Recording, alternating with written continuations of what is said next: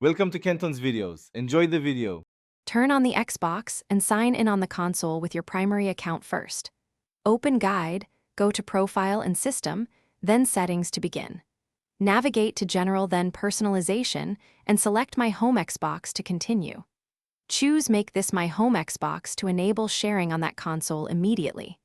This setting allows other users on the same console to play your digital games and use your Xbox Live Gold or Game Pass benefits. Keep your account secure and only set trusted consoles as your home Xbox. Ask your friend to sign in on the same Xbox using their personal account. Do not share passwords. They should use their own login credentials to maintain security. Once they are signed in, they can access digital games and Xbox Live benefits you share via Home Xbox. Encourage them to set up their own profile and save preferences locally for a smoother experience. When they leave, you can remove access by disabling Home Xbox or signing them out and removing their profile from the console.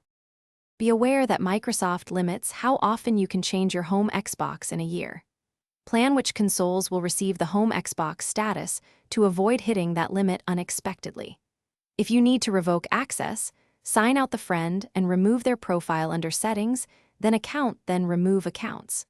Protect your primary account with two-step verification and a strong password to prevent unauthorized sharing. Regularly review connected devices in your Microsoft account to confirm only trusted consoles. Thanks for watching. Consider subscribing if we helped you.